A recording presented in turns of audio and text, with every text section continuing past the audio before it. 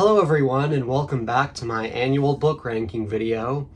Sorry it's taken so long, but last year was just kind of chaotic because I was working on a lot of big videos, and as a result I just did not have time to read most of these books. The past month or so I've been trying to catch up on all these books. I'm also still working on videos on the side, so that also got in the way. I finally have my ranking ready. You also might notice that my organization for books behind me has changed a little bit, and that is because I am running out of room with space for my books, and so as a result I've had to move things around in order to free up some space. But even then I'm still running out of space, so you know. So how was 2025 for books? Well, it was pretty good for the most part. There's actually a little bit more than usual this year. There is a total of 13 books, which range from really good to pretty good to not very good to straight up stinkers. So without further ado, let's get right into this ranking. What is the worst book I read this year? Surprise, it's not Diary of a Wimpy Kid for once. Number 13, the worst book is the new Babysitters Club book, Jessi Ramsey Pet Sitter. This book is poo-poo and I don't like it. This is probably one of the worst BSC books so far. I don't know if I'd say it's the worst, but this was probably the only book on this list. Well, that's debatable, but it's probably the only book on this list that I just did not enjoy reading at all. The story is not interesting. There's not even any jokes this time around that I thought were funny. So basically, Jessi Ramsey, a junior officer of the Babysitters Club, has to babysit a bunch of pets for a couple that goes on vacation or whatever, and they got like all sorts of pets: dogs, cats, birds, hamsters, a snake that a lot of the characters are scared of. The biggest problem with this book is that I don't care. I don't care about this story. It's predictable. It's not interesting. They try to have some sort of like twist, like one of the hamsters turns out to be pregnant near the end of the book and they have to take it to the vet, but you can see it coming from like a mile away and it's meant to be like this twist. They also try to create conflict between the members of the BSC, but it just feels so forced. And also, have we not seen this before in some of the older books? Like, we've seen the members of the Babysitters Club fight and argue with one another, and then all of a sudden the club is in jeopardy and it might break apart. And they try to do that again in this book. It just doesn't work because they've done it before. I don't care. They even have an election at the end where everyone votes for who they want on what job. So, you know, who's the secretary, who's the new club president, blah, blah, blah. But the thing is, nothing changes with that. They all go back to their original jobs when the results of the election come in. So what is the point, really? It feels like the conflict was just put in this book to try to make it more interesting, but like I said, it's predictable, it's unnecessary. They've done it before. I just don't care. And I want to be clear here, I don't blame Ellen Crenshaw, the adapter of this particular graphic novel.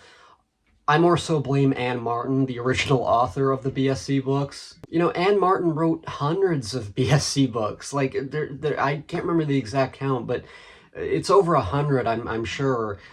So she's probably written every story you can possibly tell with the BSC. So I really don't blame the adapters in most cases. I mean, there's times where I don't think the illustrator did a great job, but for the most part, I don't blame the adapters of the graphic novels. They're just adapting Anne Martin's original story. And in this case, this story is just terrible. But, you know, let's try to be fair here. You know, this is coming from a human, but this book also is about pets, so why not get insight from an animal about this book?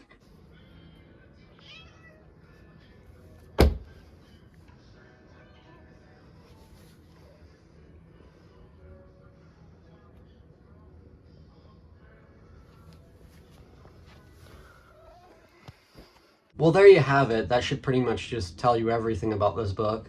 Okay, so I might have people disagree with this next spot, but number 12 is The Cartoonists Club. This is the newest graphic novel by Raina Telgemeier, and if you've been a long-time subscriber of mine, watched some of my old book reviews, then you know that I'm a huge fan of Raina Telgemeier. I always have been, and I've been praising every one of her books.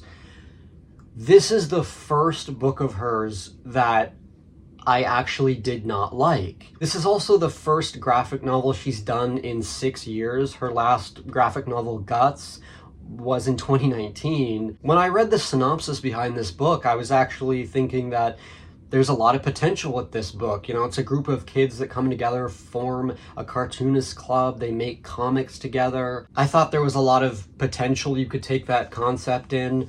But the thing is, this book is not all focused on story and characters. And when I started reading the book, I was like, okay, this is pretty good so far. You get, you know, a good opening to the book. But as the book goes on, like the further you go, it just kind of becomes less about the characters and the story, and more so, it just kind of becomes a tutorial on how to make comics. And look, I'm thinking maybe some people are gonna say, Aaron, you can't call a book bad just because it's not what you were expecting. And I hear you, I agree with that, but in the case of this book, I just feel like it's a bit weird because there's really nothing that tells you you're reading a tutorial on how to make comics. You know, if you read the synopsis, if you read, you know, if you just look at the cover, I mean, you really do believe it's about these group of kids who form their own comic book club, their own cartoonist club, and they make comics together. And it is about that for like 5 minutes. And then it goes into, you know, the teacher telling them what they can do, what kind of things they can do with comics. And it really gets into like almost like absurdist territory where like the characters are breaking the fourth wall, talking to the reader and like flipping pages and of the book. And look, maybe some of you may enjoy that, you know, enjoy the absurdist like fourth wall breaking. It's just that to me it kind of went too far off the deep end. I don't want to say the whole middle chunk of the book is nothing but like tutorial and just talking to the reader, but there is a good chunk of the book that is dedicated to that. There's little moments in between here and there that do focus on like the characters and them trying to, you know, make a comic book and kind of, I think they go to like a Comic-Con at the end of the book. And I want to make it clear, I do not think this book is horrible. There's actually moments that I really thought were good. You know, there's certain character moments that flesh out characters, give you background on them through the comics they write. That was good, that was creative.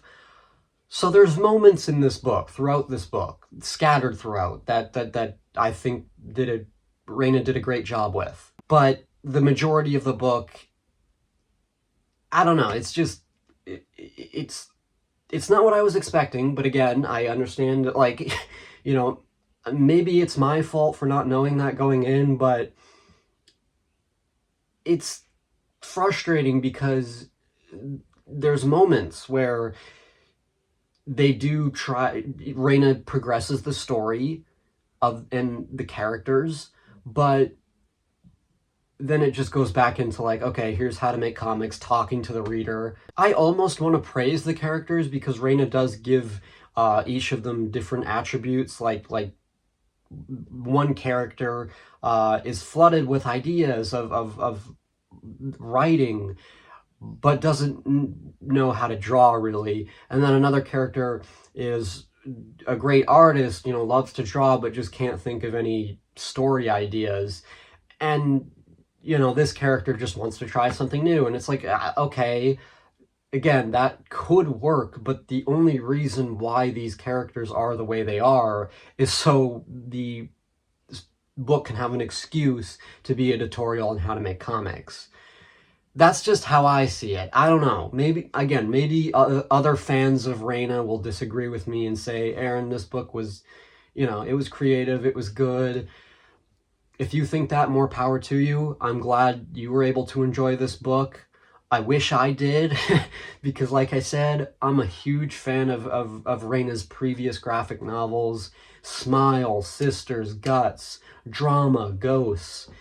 All really good. So hopefully a lot of you guys liked this book. Like I said, it's not bad. I just think maybe the best way for me to describe how I feel about it is that it's just a little odd. At number 11 is the newest Babysitter's Little Sister book, Karen's Ghost. So of course this book takes place around Halloween, but also Karen thinks that her house is being haunted by her great-grandfather. And so she does all these things to try to find proof and you know, go around investigating the house. While this book did have some funny jokes, overall I think it's very weird because it seems like it doesn't really know what it wants to do. The book tries to be silly with the whole, like, Ben Brewer is a ghost, you know, I believe Ben Brewer's a ghost's name, Karen's great-grandfather. But then it also has other stuff with like Halloween, trick-or-treating, blah, blah, blah. There's also this new girl in Karen's class that she doesn't like. But the strange thing is that they don't do anything with that. You know, like the new girl is just kind of there. Karen doesn't like her. Nothing is done about it by the end of the book. And also, the end of the book is also weird because Karen just kind of thinks, oh, okay, well, this Ben Brewer could be a ghost, or, you know, maybe he's not. You know, and it's like, okay, so much for that, I guess.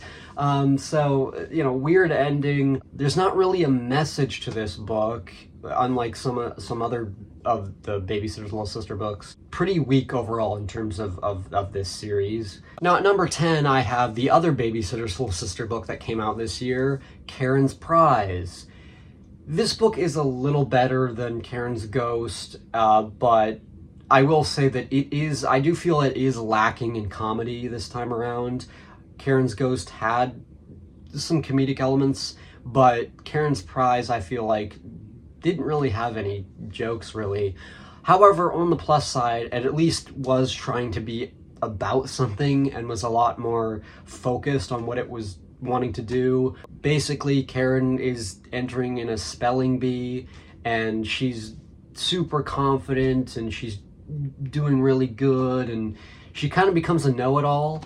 And the kind of the message towards the end of the book is kind of like not to let attention go to your head. Basically, Karen is kind of being like a little in your face towards her friends and her family, and she kind of learns towards the end of the book to not let attention go to her head. I think the message is good, but beyond that, I definitely don't think that it's as strong as some of the past books we've had. One thing I will say about the Babysitter's Little Sister books as of late is that I would kind of like to see a change in the art style, because it kind of seems like ever since Katie Frinna left the graphic novels, and you have like D.K. Inks and Shauna Grant who did Karen's Prize, it kind of seems like their style is just trying to replicate Katie Frinna. And I love Katie Frinna's art style for these books, but I just kind of would like to see, I think it would feel fresh to see someone come onto the series and give a more of a unique art style. At number 9 is Besties Prank War. Now, this was a book, if you guys are familiar with my other book rankings, you guys know that I really liked the previous 2 Besties books, Besties Work It Out and Besties Find Their Groove, especially Find Their Groove, one of my favorite books ever. So I was interested in this book, of course. Same co-authors, Kayla Miller and Jeffrey Canino, returning. New illustrator, Sarah K. Turner, which apparently this was her, Prank War was her debut graphic novel. First of all, I will say, Sarah K. Turner with her debut graphic novel does a really good job. I like the way she draws character expressions and leads to some good comedic moments, so that's a plus with this book. However, unfortunately, this Besties book is nowhere near as good as the previous 2. New characters, it doesn't focus on the same characters. Trent and Sawyer are instead the main characters. Basically, they're entering a prank competition because I guess it's like a YouTube parody of a parody of like YouTube pranksters. Oh boy. So it's like this competition. You can win a prize. So Trent and Sawyer try to come up with like pranks they can do towards their friends. And then Natasha gets involved and they start a prank war. I think my main problem with this book is that it's a bit too long. I feel like, you know, Trent and Sawyer should have learned their lesson, like their pranks get out of hand, and I feel like they should have learned their lesson a lot earlier than they did, but the book extends itself, and it feels like, again, it's just an excuse to have more pranks. And I get that, like, yeah, the book would maybe be too short if this wasn't if this was the case, if they learned their lesson earlier. And they want the book to be longer, I get it. It just feels too tacked on as a result. Natasha's pranks, Natasha gets in, like I said, on the prank war. I feel like some of her pranks were a little unnecessary for the story. I just feel like some of it could have been cut out. But like I said, I think the best part about this book is Sarah K. Turner. I think she does a great job with the comedy and the illustrations, expressions, you know, stuff like that. That's a highlight of this book, but the story is just kind of lacking in character moments. I feel like there could have been more devotion to, you know, how the characters feel. That's something that I like about the previous Besties books when Shanda and Beth are the main characters, is that they have the characters actually talk to each other more. You get a more of an insight as to how they're feeling, but you don't really get that with Trent and Sawyer in this book, and I feel like that's something that's lacking. You know, if you're a fan of the other Besties books, I don't feel like you're not going to get what you get with those books with Prank War. So it's a little disappointing in that aspect, but not bad. Like I said, good humor. At number 8 is another book that is written by Kayla Miller, and that is Stuck, the newest book in the Click series with Olive as the main character. Stuck was pretty decent. I don't think this is one of the best in the series, and I think the thing that holds it back is about the first half of the book is pretty hard to get through, in my opinion.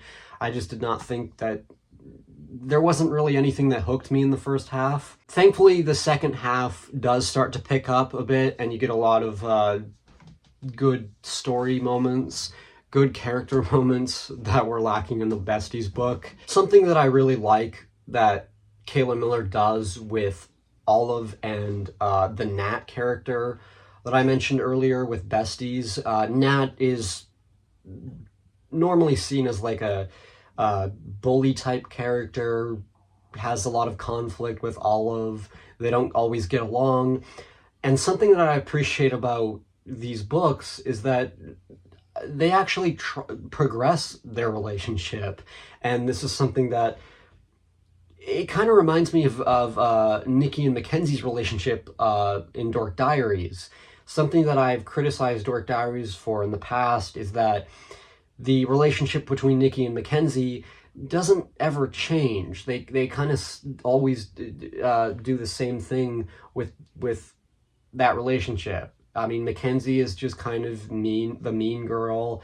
Her and Nikki don't get along, and Nikki is like the inclusive girl. She always includes everyone, and Mackenzie is the mean girl. That's very similar to Olive and Nat's relationship. Olive is the inclusive character, wants to have fun with everyone. Nat is kind of like the more reclusive individual who doesn't really want to hang out with people, and is kind of rude to Olive and her friends sometimes. But unlike Nikki and Mackenzie, Kayla Miller actually progresses their relationship, gives them moments where they have a heart-to-heart moment and talk things out. I enjoy that, and that's something that happens in the second half of this book that I enjoyed. There's even a moment where they get stuck together in like a cabin somewhere because it's like a camping trip. Probably should have mentioned that. And they get stuck, and it's like there's like a storm happening, and believe it's Nat that ends up being injured, and they're stuck in this cabin, and these characters just kind of talk to each other, and this is when they really begin to understand one another, and they actually get along. I like that. That's something that I wish happens with Nikki and Mackenzie, but it never does. That's definitely a really strong aspect of this book. But like I said, this book is held back by the first half being not very interesting. There's no hook. So overall, it's not as, the story is not as strong as some of the other Olive books, the books with Olive, the Click series, I guess. Also, I just want to point out that I find this cover funny. Olive's expression on this cover kind of reminds me of like a typical thumbnail expression that I would make for one of my videos. So yeah. Okay, so at number 7, and surprisingly, this is a book that's pretty high on my list, is the new Diary of Wimpy Kid book, Partypooper. Now, if you guys have been watching my book ranking videos, Diary of Wimpy Kid tends to be a book that I complain about every year. But Partypooper was pretty good. Now, before I get into what I thought of this book, I first want to say I hate this cover. This might be my least favorite Wimpy Kid cover ever. And this is something that I also wanted to mention in this video regarding like Wimpy Kid covers lately in general. It seems like with the past few years, Wimpy Kid covers have just become a little, I feel like they're a little too over designed. It feels like each Wimpy Kid book lately has just been trying to like outdo last year's cover with how extravagant and over designed it can be. And this is just a prime example that this might be the worst Wimpy Kid book in terms of covers. Like I said, we'll get into what I liked, but I mean, in terms of covers, I hate it because it's like a birthday design, because it's Greg's birthday in this book. It's all about Greg's birthday party. I think it's obvious from the cover, but so they try to make it like a birthday theme. Pink icing on the cover. The spine of the book is like a cake, and then you have sprinkles. You have just like decorations. You have like diary. Each letter is a different color, and then the I in diary is like a candle. I don't know. It's too in your face. It feels a little too like there's just too much. There's too much on this cover. It's too busy. And that's something that a lot of the more modern books have been doing, is that there's just so much added to the cover, and this might be the worst for that. So I just wanted to get that out of the way. Stop this, Jeff Kinney, because this is an eyesore, pretty much. But let's get into the book. So, like I said, this is probably one of the best Wimpy Kid books in a long time. This book was funny for the most part. A lot of the jokes were pretty funny, and the reason for that is that Jeff Kinney finally goes back to Greg being a menace and being a horrible person. And that's where the comedy lies. I said this last year with Hot Mess. Hot Mess was another vacation book where the family goes on vacation and it turns into a disaster. Partypooper doesn't really do that. I mean, we'll get into the stuff I did not like, but for the most part, it's not a vacation book, thankfully. Thank you, Jeff Kinney, for not giving another vacation book. Because I'm really tired of that.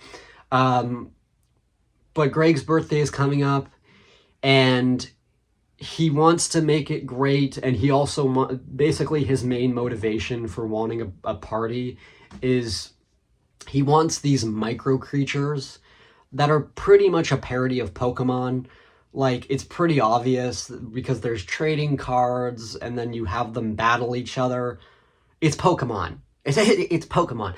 And another joke that they do in this book that's like so obviously Pokemon is they say that at one point in time there was like actually like an app on your phone where you go outside and hunt for micro creatures using like your phone's camera. Hello, Pokemon Go, the craze back in 2016. It was everywhere. Hillary Clinton, Pokemon Go reference. 2016 was a wild year, folks. And Jeff Kinney references Pokemon Go and just the craze that was 2016. Greg mentions, oh yeah, this app was crazy years ago, but nowadays people don't talk about it. Very subtle, Jeff Kinney, but I just wanted to mention it. So Greg wants to get a rare trading card. There's a rare micro creature that has like 3 eyes, and he wants to get it because it's valuable. So that's his main motivation for wanting a birthday party. He's gonna invite a whole lot of people, family members that he doesn't care about because, again, Greg is horrible. He's a terrible person. He only cares about himself. He invites family members that he doesn't care for. He invites old classmates that he hasn't seen in years. And the only reason he's doing that is to maximize his chances of getting this trading card. He's like, you have to bring a gift. If you don't bring a gift, get out because I don't care for you. And that's the aspect of the book that I really like. That's what makes this book funny, is because Greg is a menace. He's horrible. He's back to being a sociopath. It's great. Jeff Kinney finally understands his own character again. There is one joke early on regarding superheroes that I will say was not good because it's so blatantly a reused joke from a previous book. And I've never really seen, I don't think I've ever seen Jeff Kinney reuse jokes before, but I actually noticed it in the case of this. There's like a joke where Greg Heffley's talking about if he had superpowers and if his identity was publicly known or not. And then you have like this illustration where Greg Heffley is like a superhero, but then people are like asking him, oh yeah, little Timmy, can you save him from the tree or whatever? And then Greg's like, again? And I just like to point out that this exact same joke was reused, I believe, in the Wimpy Kid Do-It-Yourself book, in the DIY book. So yeah, that's kind of lazy. Now, speaking of the superhero jokes, this is early on in the book where Greg Heffley, again, is talking about if he had superpowers. And there is an entire illustration dedicated to Spider-Man, and a bunch of other, some other Marvel characters. And to my knowledge, this is like the first time that Jeff Kinney has actually name dropped Spider-Man and like put actual Marvel characters in the book as a reference to as a joke. And it's just kind of funny because it's like this has never happened before. And so I can't help but think, is Jeff Kinney doing this because he's protected under Mickey Mouse now? Because Diary of Wimpy Kid is Fox, and Disney owns Fox now. So Disney owns Greg Heffley. And so Jeff Kinney maybe thinks he can get away with this reference because he's protected under the mouse. So I just say to that, Jeff Kinney trying to get away with this is, it's just a little suspicious. I think Jeff Kinney is thinking that, he can just do anything now. So he just puts Marvel characters and Spider-Man in the book. And by the way, Jeff Kinney, that's not how Spider-Sense works. I hate to be that guy, but there's a joke where Greg Heffley says, oh, I can't imagine how it would be like for to be like Spider-Man, and you're never going to be surprised by your own surprise birthday party because the Spider-Sense will just tell you that, okay, you're about to be surprised. I'll show the panel. So it's like Spider-Man is not surprised by his birthday, but it's like, that's not how Spider-Sense works, Jeff Kinney. You better do your research, or you're going to have to deal with nerd losers like me coming after you. Spider-Man's Spider-Sense acts as a warning for danger. So that joke doesn't work, Jeff Kinney. You gotta do better next time. It's not gonna warn him of a surprise party because he's not in danger. So, do better next time. I'm just saying. It's also just weird to have Spider-Man drawn in the Wimpy Kid style. I've never seen that before, so that was also kind of interesting. But whatever. I'll let it slide this time, Jeff Kinney. But you're slacking. So, like I said, the rest of the book, this is just jokes that I noticed in the beginning. But for the most part, the rest of the book, it's funny. I thought this was really funny because Greg is a menace. He doesn't care about his guests. He's charging people for toilet paper. He's if you use the toilet at his party, you better pay up. So that was funny. There's like regular toilet paper that you can use, and then premium toilet paper that costs more. And again, he's just doing this so that he can get money from people to buy micro creature cards. It's great. Comedy in this book is really good, and I don't think it's been this good in a long time. Now we can get to the stuff that I didn't really like, because this book, as much as I thought it was funny, it's far from perfect. It's far from the best Wimpy Kid book. There's a part in the beginning that I actually kind of suspected is a little bit predictable, but, whatever.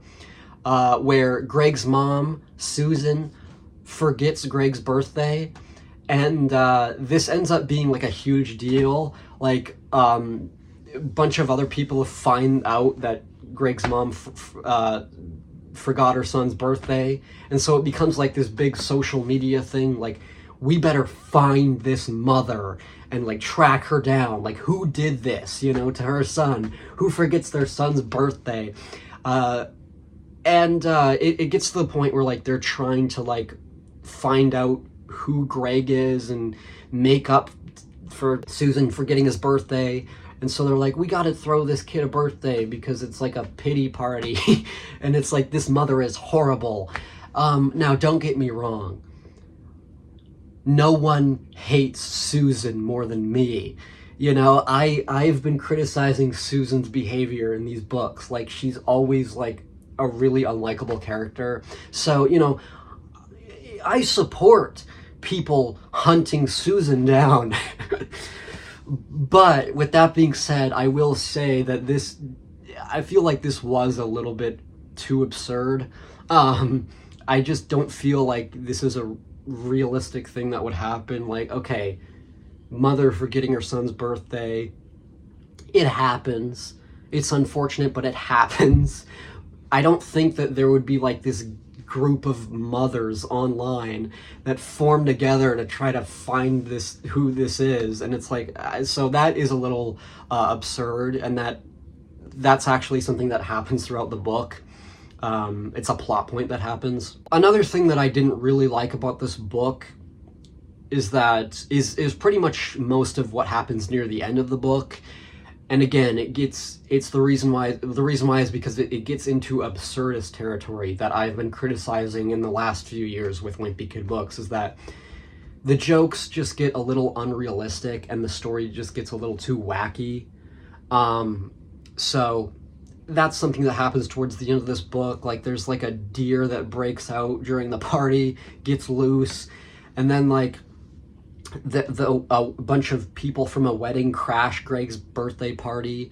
Like down the street, there's having a wedding, and then they come to Greg's birthday, and then a bunch of the wedding people jump in the bounce house that's there, and then the wife gets upset at the husband for leaving her on the wedding day and starts dragging the bounce house down the street with the husband and other people in it. I don't know, I just thought that was a little too wacky. And the stuff with, like, you know, deer being loose, and then Greg kind of gets famous at the end of the book, which again is something that I think I've criticized in the past, where, you know, Greg kind of becomes famous a little bit. In this book, he becomes like famous for being a party planner, because everybody's like, wow, your party was like so rad. Can you plan my son's birthday party? And so that's something that happens at the end of the book that I was just like, I could have done without. That kind of is a little bit of a ruiner of the story, ruins the story a little bit. But overall, this book was funny, and I would recommend it. If you're someone who's like me and is tired of like the vacation books and tired of like the wackiness of the humor. Well, again, you still get wackiness humor, but it's not as a big of a deal as it is in some of the past books, like No Brainer and Hot Mess that I've criticized. So if you're someone who's similar to me, then you're gonna like this book. Ironically, this book has the word poop in the title, but it's a good book. So yeah, Partypooper, pretty good. So Jeff Kinney, keep it up. Make Greg a menace. Make him a terrible person because it's funny. And do research on Spider-Man next time. At number 6 is the other Babysitters Club book that came out this year, Mallory and the Trouble with Twins.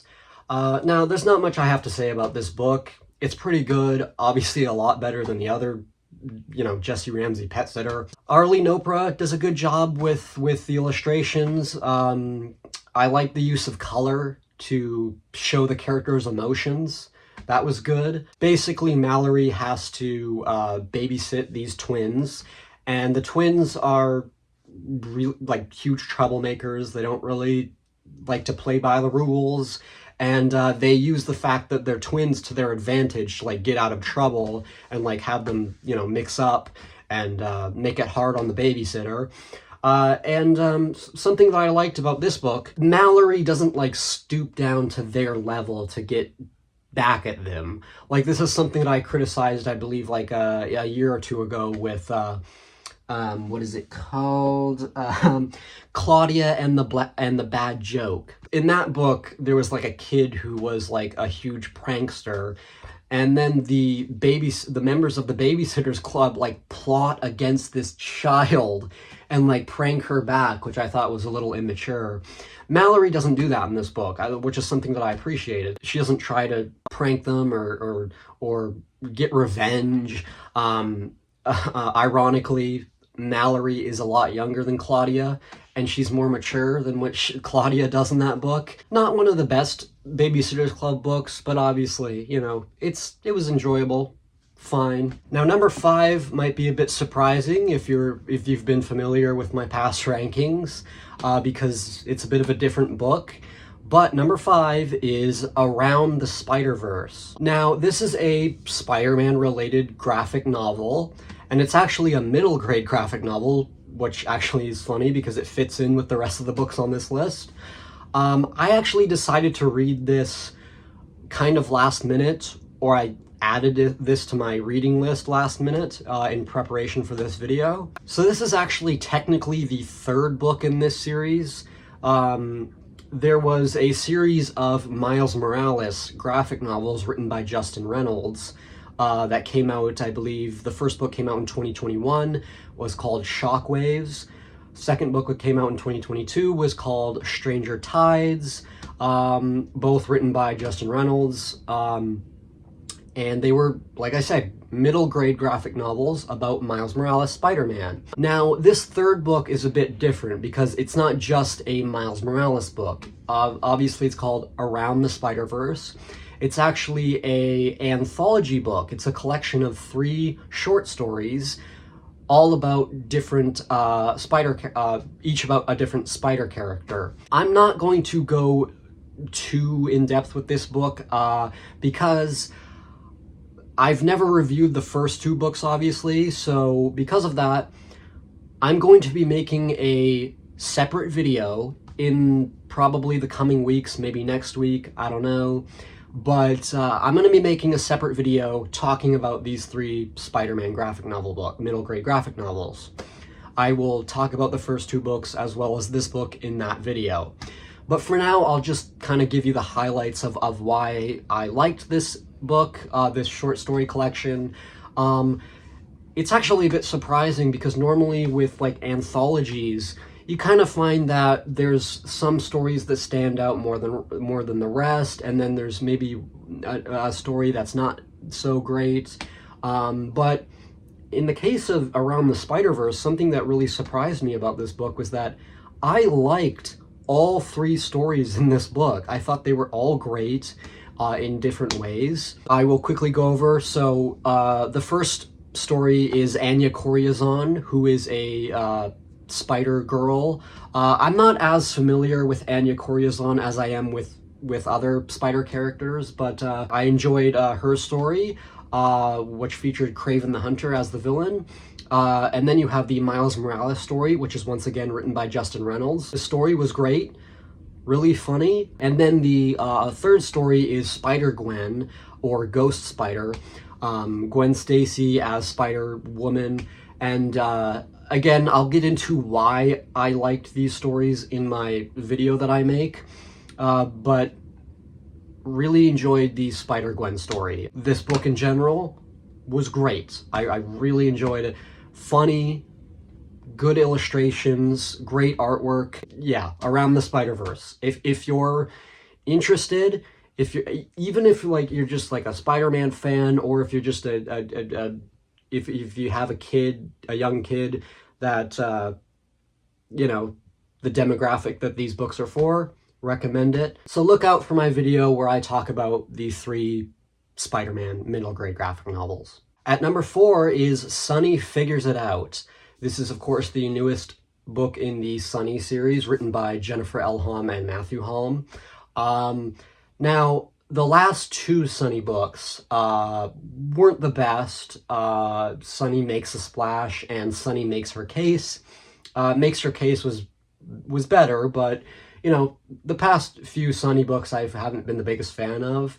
However, I'm happy to say that the Sunny books are back in quality because this book was pretty good. So Sunny has a friend named Tony, and Tony is just a friend in Sunny's eyes, but Sunny's friend Deb is obsessed with the concept of boyfriends and relationships, and she has her own boyfriend that she does stuff with.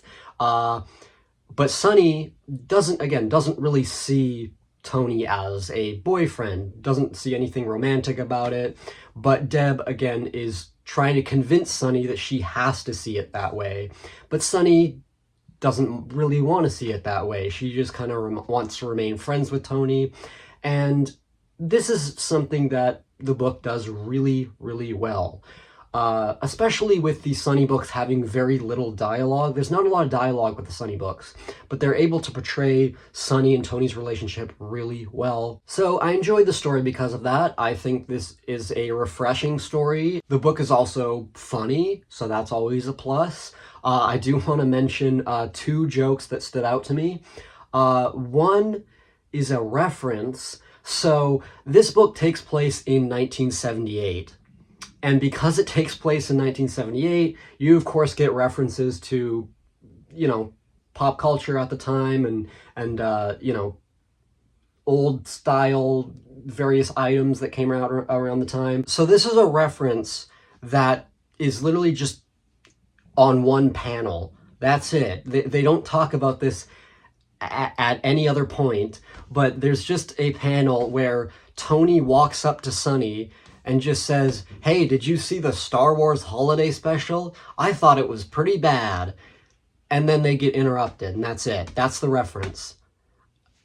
I just thought that was pretty a weird joke to have, but I was also amused by it because it's just so random. I didn't expect it, but also, yeah, like it's 1978, so the Star Wars holiday special is new at this point, yeah, they just say it was pretty bad. Okay, there's that joke. And trust me, as someone who has in fact watched the Star Wars holiday special, listen to Tony. It's way worse than you think. I know you've probably heard horror stories, but those horror stories don't do it justice. I watched it. I had a miserable time. I watched it like a year ago. Don't do it. Another joke that I want to mention is that at one point they're looking for this cat that is missing. Sunny and Tony, I believe, are looking for this cat. And just something that kind of stood out to me as like a really funny, surprising joke is when they actually do find the cat, it turns out the cat is on the toilet. And it's just the way the panel is drawn. I'll put a picture up, but I just think it's hilarious. It just the cat's expression and just it's one of those things where it's like it's way funnier with no context. Like imagine like I just picture like seeing this image posted somewhere and it's just a cat on a toilet with this like weird expression. Hilarious. So probably the best joke in the book. I also want to point out something that was a standout moment for me. Towards the end, I believe, there's a moment where Deb and Sunny and a bunch of other characters, Tony, are playing Spin the Bottle. And there's a moment where when it's time for Sunny and Tony to go into the closet or the pantry or whatever, they actually, they're expected to kiss and all the other characters are waiting outside. And it turns out what's happening in the closet is they just start tasting all of the jams, bottles of jams that's in the closet. And they don't even care about what, what the other characters think. I thought that was a cute moment. That was sweet. And basically a good moment that perfectly captures Sunny and Tony's relationship. They don't care about cliche, romantic stuff. They just want to have fun. But yeah, overall, Sunny figures it out. Great book. One of the best Sunny books probably. Okay, so we're now at the top 3. Number 3 is the newest Emmie and Friends book, Entirely Emmie. So basically, this particular book is told from 2 perspectives. One is Emmie and the other is Joe. Now, what's interesting about this book is that Emmie and Joe have not gotten along in the past, and in past books, Joe has basically been used as more of a background character that's like kind of a bully. You don't really get to know his character until this book. I believe this is the first book where we really get to know Joe's character and we get more insight into his family and his relationship with his friends.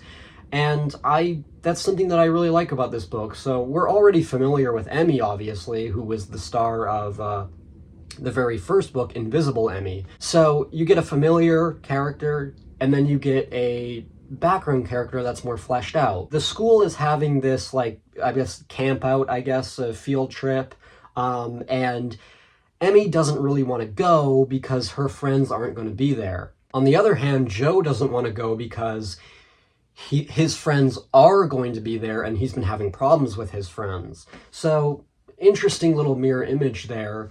And something that's done well in this book is that Emmie and Joe, like I said, have not gotten along in the past, but because Joe doesn't really want to hang out with his friends, Emmie doesn't have any friends to hang out with, the two of them sort of bond with each other and end up hanging out, and they're able to sort of help each other with their own dilemmas. It just takes two characters who are kind of opposites and don't like each other, haven't liked each other up until now, and sort of learning that, you know, they can be friends and help each other. Another plus with the writing in this book is that it avoids cliches. Emmie has a crush on Tyler, and Tyler, this has been established in the past, but then it turns out Tyler is dating someone else. But then once all of that is worked out and Tyler talks to Emmie, Emmie actually ends up rejecting Tyler, which, again, I welcome. I have praised Terry Libenson in the past with the Emmie and Friends series for avoiding cliches. Most of the time, she avoids cliches. There was Remarkably Ruby, which I really didn't like because it was cliche, but for the most part, I praise Terry Libenson for avoiding cliches with characters, especially, like, obviously I've read tons of middle school related stories, so I'm pretty familiar with what they tend to do with these books. So, entirely Emmie avoids cliches, that's always a plus. Probably one of the best in the Emmie and Friends series so far, honestly. At number 2 is the newest Besties book. Yes, we did get 2 Besties books this year. Besties Set Sail. Now, this, unlike Prank War, goes back to the main characters of the first 2 books, Beth and Shanda. And it's really, really good. Again, I don't want to sound, sexist to my own, I'm male, Prank War main characters were Trent and Sawyer. I don't want to sound sexist, but the books with the girls tend to be better. Christina Liu also comes back to illustrate this book, who also illustrated the first 2 books with Beth and Shanda. And I'm glad because I really, really like Christina Liu's artwork. I'll get into it, but I've praised her in the past with Find Their Groove, and yeah, she's great. Kayla Miller and Jeffrey Canino are, of course, the co-authors again. This book is so good. Again, not quite the best book, which is surprising, but we'll get to that. So Besties Set Sail is about Beth and Shanda going on a cruise for a vacation, but Beth is not having the best time. Shanda is trying to, be upbeat and be like, yeah, we're going to have a great time, but Beth is not really feeling it. She's kind of upset because her older sister is now going off to college, and she feels that this might strain their relationship. She's always had a good relationship with her older sister, but now that her sister is going off to college, she is afraid of losing that. And Shanda tries to make Beth feel better, and it just kind of seems like nothing's really working. This aspect of the book is really, really good. And I will say that I really think that Christina Liu makes this book 10 times better than it would have been if there was another illustrator doing the artwork. The artwork in this book is so good. The details on the character expressions. And I don't just mean the main characters. Something that I think is a huge highlight of this book, and I think deserves a lot of credit, is I would say when you read this book, pay attention to the background. Really look at the other characters, like the background characters that they don't have a character, they're just background people. Christina Liu gives them expressions, and those expressions really tell you a story of what's happening with a couple characters in the background. Like you have, of course, Beth and Shanda, you know, the expressions on them, they're done really well too. But even the background characters, like you look at two characters and it's like there's going to be one character in the background that like kind of has like a confused look, or like has a disappointed look, or you see that they're kind of exhausted, or they're dealing with their own, you know, they're just dealing with their own stuff. And that is such a brilliant detail, and just adds so much to the book, and really just makes you think about what's going on with those characters, you know? Something that they really didn't need to do, but they did that, and that's such a beautiful thing about this book. Just the way that these characters are handled is so good, and you know, Beth's dilemma is great. Beth is kind of distracted with the situation with her older sister, and is obsessed with having Wi-Fi available so that she can message her sister and see what's going on. And Shanda's like, come on, get out of your phone and join the vacation. And Beth's really struggling, and it's so good. You know, and there's also other characters. Shanda's older sister, which that's another thing they do with you know, Shanda does not get along with her older sister, unlike Beth.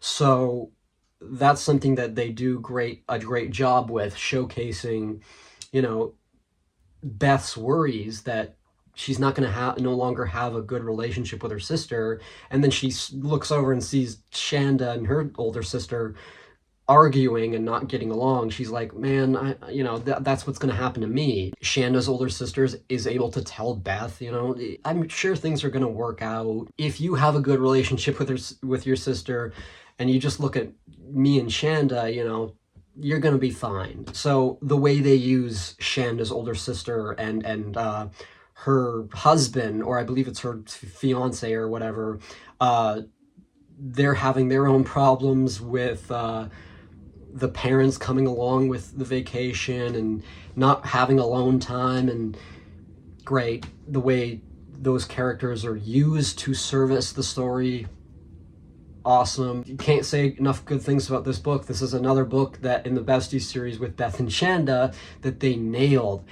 I don't know if it's as good as Find Their Groove. Besties Find Their Groove might still be my favorite, but Set Sail is definitely the second best in the series so far. I also really like, one more thing, I really like the use of color in this book. Sometimes when the characters are talking, when Beth's talking to Shanda about her problems and how she's feeling, there's pages where the panels just keep getting slightly darker as Beth continues to talk and starts to become hopeless, and, oh, my sister is gonna, you know, not gonna talk to me anymore, blah blah blah. Really great detail. So good use of color to show how the characters are feeling inside. A lot of detail in this book. Again, I think it's the detail in this book that makes it so great, makes it as good as it is. Now after that book, you're probably thinking, what could possibly be number one? What could possibly be better than Set Sail? Well, number one is Dream On by Shannon Hale. Not to be confused with the song by Aerosmith. So this is Shannon Hale's newest graphic novel, and it's also, I believe, her first graphic novel since 2021 with Friends Forever. Now the thing is, I have loved Shannon Hale's graphic novels that I've read.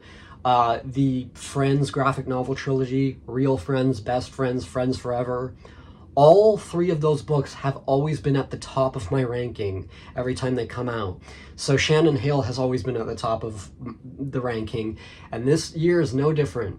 Dream On is great. Apparently Shannon Hale can do no wrong, because once again she knocks it out of the park with this book.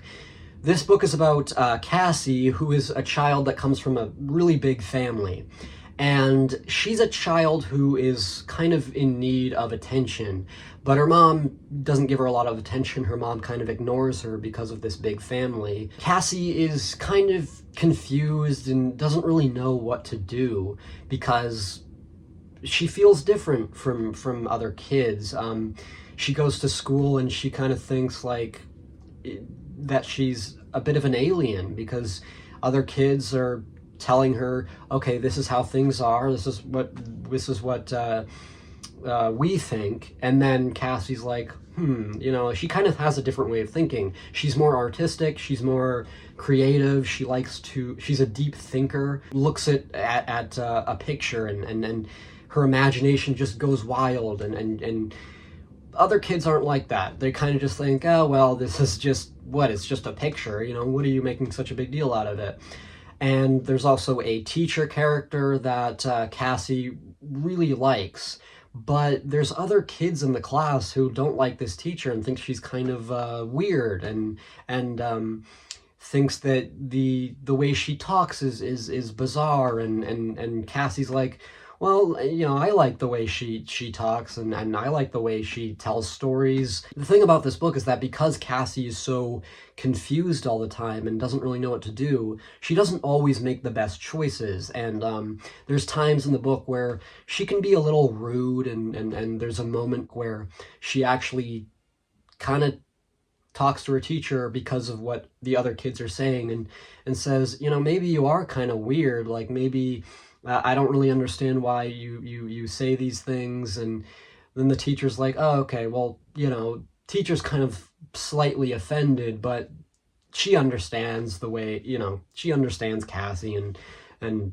Cassie feels guilty afterwards, like, maybe I shouldn't have really said that, but she's kind of being pushed by her friends to do these things. So even though she's not always the most likable character, you're still able to sympathize with Cassie, which is a really, really great for a character. So throughout this book, I mean, Cassie is just kind of learning that it's okay to be her. It's okay to be artistic. It's okay to be creative. It's okay to be different. This is also a sad book at times. It really kind of becomes deep at some points, and you really feel for Cassie. It's also a book that makes you think. It makes the reader think. Like, Cassie uses the word wonder a lot in this book, and I think that's a really great way of describing the book. You know, it really makes you wonder about what this character is feeling. Cassie is also feeling a lot of self-doubt in this book. She's always thinking about what her family thinks of her, what her friends think of her. You know, should I be doing this? Like, you know, I'm hanging out with a kid who's a bit younger than me, and she gets kind of ridiculed for that. Like, her older sister says, you know, why are you hanging out with this younger kid who's into baby stuff? And Cassie's like, well, I mean, I enjoy doing this kind of stuff. So she experiences a lot of self-doubt. So the biggest strength I can say about this book is that Cassie is a really well-written and in-depth character. I mean, this character just really makes you think about life and about you know, people. What I like about Shannon Hale's writing is that it's kids can read this, but it's also, I think it has a wide appeal. I think any age can read her books because they're quite mature at times. There's not a lot of jokes in this book, but even the few jokes it does have, I thought were good. Every single character in this book services the story really well. There's not one character that I think, you know, you don't need this character, or this part of the book could have been cut out. No. Every character has a point to help with Cassie's journey in this book. Every moment is just services the story. So Shannon Hale, like I said, every book of hers, phenomenal. Every book of hers, best book of the year. So Dream On, yet again, great, highly recommend it. Even if you're someone who's not really into middle grade graphic novels like me, I'd recommend it. You know, read this book. It's beautiful. It is a beautiful story. And finally, that's it, folks. That is all the books I read in 2025 ranked. This year, you know, we got some stinkers. We got some poo-poos. But majority of the books were pretty good. And I think the top 5 is the top 5 Around the Spider-Verse, Entirely Emmie, Besties Set Sail, Sunny Figures It Out, Dream On. were all really good. And yeah, Dream On, one of the best books I've ever read. Besties Set Sail, probably up there as one of the best books I've ever read as well. So we got some really, really great books this year. Now, before I close out, there's actually one thing that I wanted to mention, and that is, you may have noticed that there's no Dork Diaries book this year, and that is because we got a Dork Diaries book this year, but it's a bit different. What we got was this. This is Dork Diaries, the first book in color. So they took the first book and just colorized it, and this is the Dork Diaries book we got this year. So this is why it's not on the ranking, because it doesn't qualify for this ranking. But here's the thing.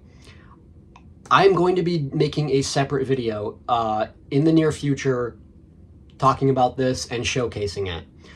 Because I think it's interesting to talk about, and I didn't want to just like not talk about it. So even though it's not on the list, I just wanted to point this out and say, look out for my video on this.